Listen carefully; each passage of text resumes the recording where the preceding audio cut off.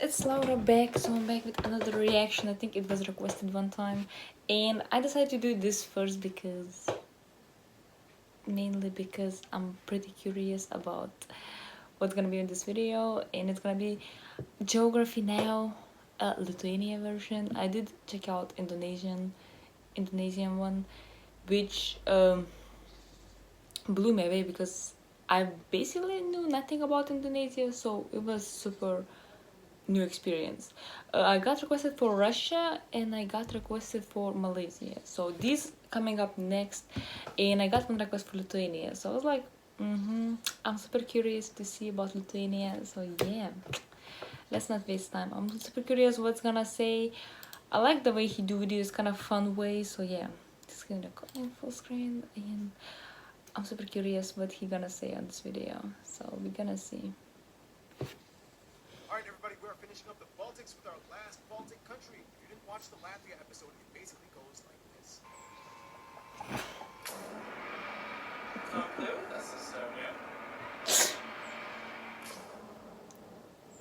Welcome to the creepier Baltics. Oh yeah, also I don't really know much geography or like history and that stuff. I hate the stuff. They are boring to me, so I'm pretty sure I'm not gonna know much. But we're gonna see how much I know. Also, it's from 2018. Everybody, I'm your host Barbs. Okay, once again, I know some of you guys are kind of like, come on Barbs, stop calling the two countries creepy. But my response to that would be, it's kind of true. And it's not necessarily a bad thing if used in a charming way. Some people like creepy. I mean, just capitalize off of it. I mean, like Latvia made that prison hotel, Tristan did that thing with the burning hole, Belize made bank off of whale vomit. Who knew that stuff would be so expensive off the market anyway, huh? Cha-ching! Okay, we need to get back to Lithuania. Let's find out where it is now, shall we? Now, Lithuania may be the largest Baltic country in size, but it kind of got the short end of the stick when it came to coastline. First of all, the country is located in the area of Europe known as the Baltic, which, no shocker, borders the Baltic Sea to the north. The nation is divided into 10 counties, with the capital Vilnius located in the south. They're also surrounded by 4 countries. Remember, this little chopped-up exclave Kaliningrad belongs to Russia, in which they share this long, famous stretch of land known as the Curonian Spit, a 98-kilometer-long sandy barricade with dunes, about 54 kilometers of which belong to Lithuania, and it all effectively cuts off the entire lagoon, except for this small opening at the port of Klaipėda. This is literally where almost all seabound shipping comes from. Klaipėda. It's Klaipėda. Klaipėda. I mean, come on, nobody's gonna deliver cargo at that dinky little dock at Palanga. So essentially, Russia has the bigger portion of the lagoon, but Lithuania has the only way out. We don't need. We have opening at Vistula Lagoon on Strait of Baltisk. It has funny-looking star fortress thing to welcome you. Oh, Russia, I can't wait to do your episode. The largest cities after Vilnius are Kaunas, and the city we just talked about, Klaipėda, and surprisingly...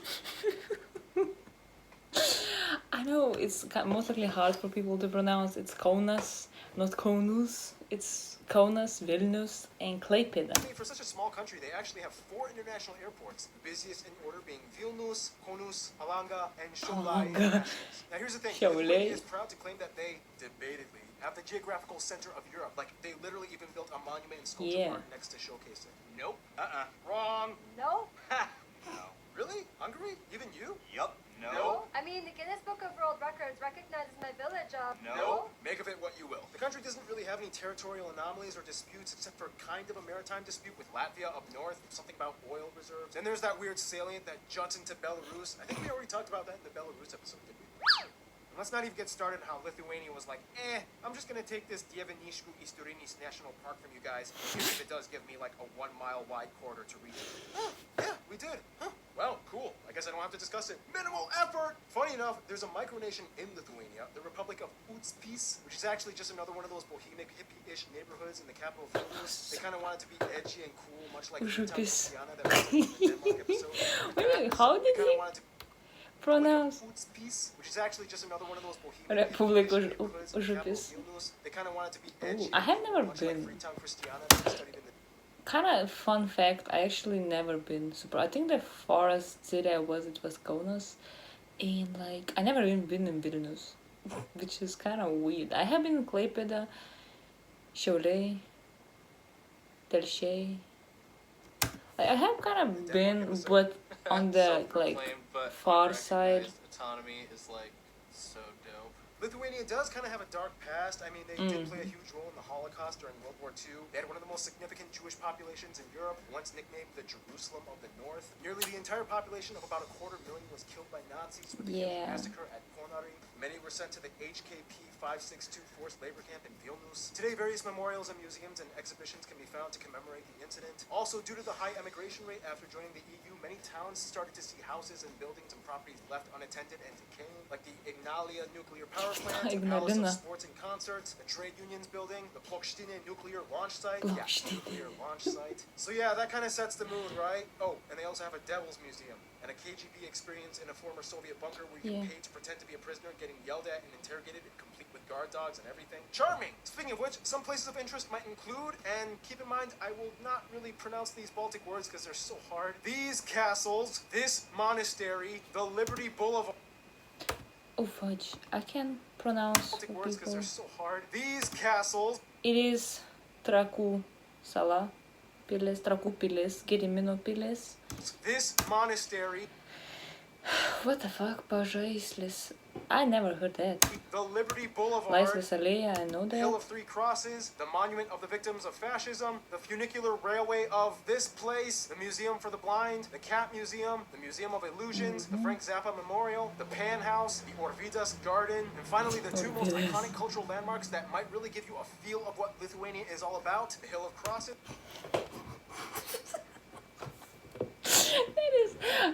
Honestly, that looks terrifying when you think about it. Like, I have been 2 times there.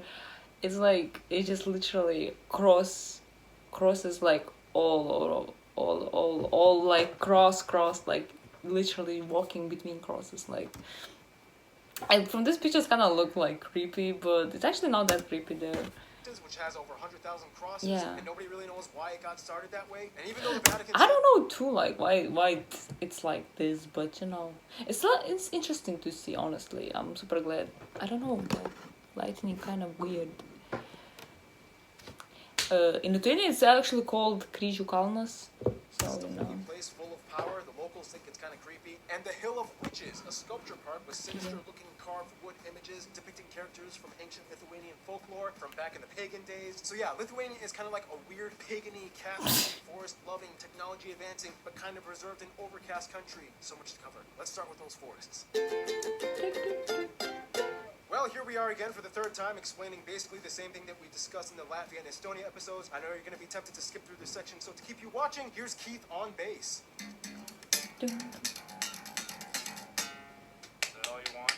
Lithuania, or Lietuva, gets its name Lietuva. from Lietusva, which means Yes. rain here, symbolizing the abundance of rain and fertile land. It's First of really all, the rainy country is made up country. of 4 general parts: the flat coast, the slightly higher uplands, the middle lowlands, and the Baltic highlands. Here you can find the tallest point, Aukštojas, at only about 293 meters in elevation, making Lithuania the flattest of the Baltic states. Amidst everything, at over a third of the country, you will find, just like the other Baltic states, a plethora of boggy marshland and swamps, as well as forests. The longest river being the Neman, which starts in Belarus, flowing through Kaunas, blocking into Nemon.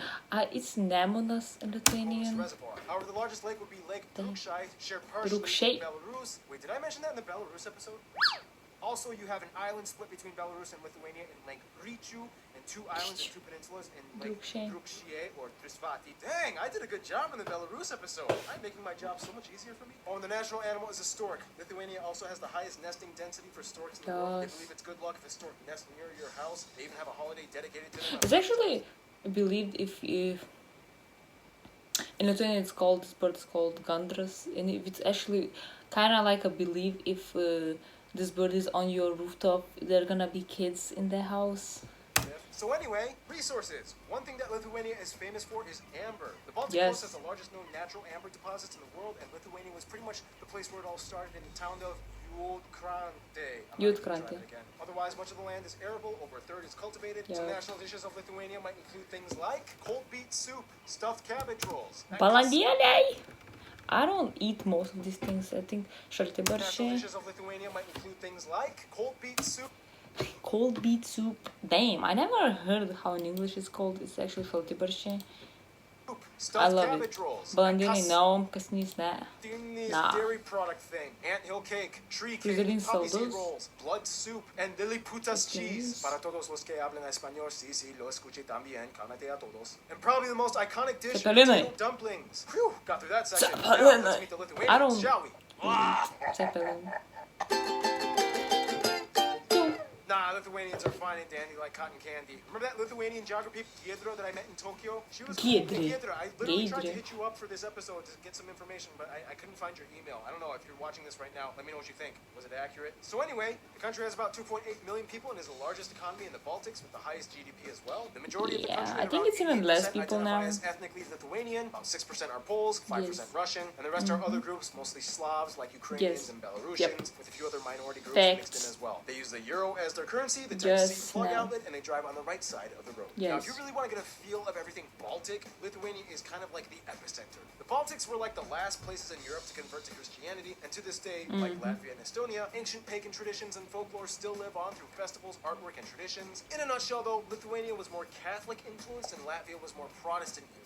Lithuania joined Poland in the Commonwealth and became at one point the largest country in Europe, while Latvia was taken over by the Germans and Prussians and whatnot. First of all, the language. As mentioned before, Latvian and Lithuanian are the only two surviving Baltic languages left in the world. Their older brother, Old Prussian, died out in the 1800s. And these two languages are ancient, like older than Greek. Half the Yes. words and names end in For as people and in my DMs, what language you speak? Lithuanian. We have our own language. half of everything ends in like onus or ites. Lithuanian is disputed. I freaking love his Oldest narration. Indo-European language still in use. Some say it even still retains words that related to ancient Sanskrit originated in India. Yeah, India. For example, Agnis versus Agnis. Vayus versus Veyas, Veyas. Devas, Dievas. The list goes on and Dievas. on. It's pretty strange how close the coincidence is when you look into it. Oh, and to say thank you in Lithuanian, all you have to do is sneeze. Like literally, the word for thank you is Ačiū. ačiū. Now, if you don't know anything Not about the Baltic, achu, it's achu. It's not achu, it's achu. this region has the highest ratio of two things: blonde-haired, blue-eyed people and women to men. The numbers usually switch off every so often, but Lithuania usually ranks second or third between Latvia and Estonia when it comes to male and female ratios, ranging between 0.88 males for every female. This is partially due to a number of factors, such as large portions of the male population being killed off during war times, Yeah, yeah. mortality rates caused by things like smoking or alcoholism, Yep. and suicide. Here at Jocker Yeah, Now, we'll suicide gloss rate- over the controversy. Suicide rates are really high in Lithuania.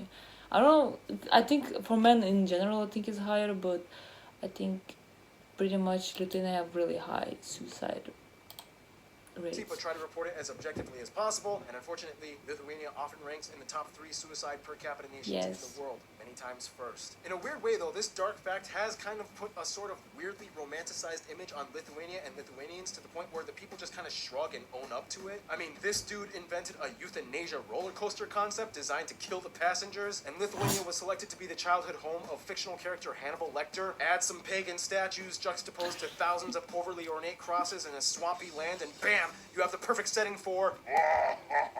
No, Horror but seriously, movie. Lithuania is not all jump scares. It's more of like a legendary place where ancient customs still live on with a valiant populace that became the first to break away from the Soviet Empire. And they love Yes. basketball. Speaking Yes. of which, history time. In the quickest way I can put it, pagan tribes, this guy unites them all and becomes king, like literally the only king in all their history. Yes. Wars with the Teutonic Order. The 1400s, it becomes the biggest country in Europe with the Polish-Lithuanian Commonwealth. They briefly colonized parts of Africa and the Caribbean. Colonies sold off and lost. Divided by Russia, Prussia, and Austria. Book smuggling years to keep their language alive. Quick independence in 1918, but then the Russians came in again. Nazis tried to take a go. Back to the USSR. Bloodiest guerrilla war in European history. Over 30,000 Lithuanian men die. Singing revolution with all the other Baltic states. Independence finally in the 90s. Joins the EU and Eurozone. They Yes. somehow became the basketball capital of Europe, and it's almost like a religion to them. And here we are today. And speaking of basketball, some famous Lithuanians might include all these basketball players. And this one is probably the most famous. This guy who's supposed Yeah. to be like the king, but died before Vito. it could happen. Painter Mikalojus Mikalojus Konstantinas Čiurlionis. Arvydas Sabonis. This one is Yeah. probably the most famous. This guy who's supposed to Vytautinas. be like the king, but died before it could happen. Painter Mikalojus Konstantinas. Director Jonas Meka. Konstantinas. Mikalojus Konstantinas Čiurlionis. Writer Jo. Salomėjas Salomė Nėris. Nėris. Virgilius Alekna. Celebrities with personal Virgilijus Alekna. Lithuanian heritage, but it still kind of counts to Lithuanians, might include Jason Sudeikis, Charles Bronson, John C. Reilly, Sean Penn, Sacha Baron Cohen, Bob Dylan, William Shatner, Pink, Anthony Kiedis. And before we finish off this segment, some last-minute factoids. Instead of the Easter Bunny, they have an Easter Grandma. They have the highest number of hot air balloons per capita. They have their own national perfume scent. They have some of the fastest internet in the world. It's considered bad luck to whistle inside of a house, otherwise it'll explode and burn down. And yeah, that's about it for now. Lithuania. That's Also, about fun their fact: in Lithuania, it's believed if you a girl getting married with a red dress, then your house gonna get burned down. Now, Lithuania is the largest of the Baltic states, but often the least publicized. Nonetheless, some countries have managed to make their inner circle. Of course, as a member of the EU, most of their trade and business goes through their neighbors, especially through Germany and Sweden. Iceland was the first country to recognize them after independence. The two get along great. They even have a street named after Iceland. The US, Brazil, and the UK each have the largest expat communities outside of Lithuania, which has only strengthened ties over the years. I just found out my hometown Los Angeles has a little Lithuania district. They love Georgians and Ukrainians because they share the same history of being part of the former USSR. Yeah. They support them in any kind of political movement against Russia. They even send foreign aid. Poland is like the ex-boyfriend that they started out really happy with, but then they fought and broke up. But over time, they moved on and are just friends now. Estonia is like the childhood friend that they got along with really well, but after graduation, they kind of moved on, and Estonia got more and more obsessed with Finland. In the end, though, their best friend, no shocker, would be their little twin sister, Latvia. Even though the years have caused the two to grow up a little differently, they still moved forward, keeping traditions alive, sharing the old mystical Baltic charm. In conclusion, Lithuania is the larger of the last surviving Baltic peoples on the planet, and it's quite amazing how they've held it all together to this day. But seriously, if you don't want to become extinct, start making babies. No, thank you. Those diaspora immigration rates are quite alarming. Stay tuned. Luxembourg is coming up next. Okay. Okay, that was right. I freaking love like the way he pronounced the like the cities and stuff. Okay, that was right. I know it looks quite dark. I don't know. I'm sorry about that. Okay, that was alright. I mean, I knew the most things. There are a lot of things like I said in like I live really close to Klaipėda, so I don't really go to the other side that much. Like Vilnius, like the capital of my city. I have never been there. It's quite expensive to go there, so I'm kind of broke, so I cannot go there. I have been Kaunas really a long time ago when I was like 10, 12, like around that time. I was at the zoo and I think that was it. I think now the forest I have been is close to Cholet, which is my mom's house now. It's kind of weird in put like English words because like I'm talking like we have Lithuanian, have like English. I don't know, like I freaking loved it. I love the way he makes. I mean, it's not that creepy. I mean, it is kind of creepy. I don't know. It might look kind of creepy, but I don't know. Like, I don't know. I don't have issue living here. Kind of economical. It's a bit fucked up, but everything I kind of know, like the nature, the traditions and everything I like in my country. I thought I'm gonna know less, but I know pretty much everything because I mean I did learn in history like the World War, all that these times was horrific, honestly. You know, the killing Jews and the camps. Oh, that was some dark times. And yeah, I hope you enjoyed this video. It was refreshing to see, you know, your own country. And hope you enjoyed this. Like I said, Russia and Malaysia coming up next. And then if you want more countries, let me know in the comments down below what you want me more, because I'm planning on going through this series more time to time, not like that like every day or something like that, but you know, I'm gonna put up some like once in couple like 2 weeks, like, you know. So thank you for watching. Love you all. Stay safe and healthy. Bye.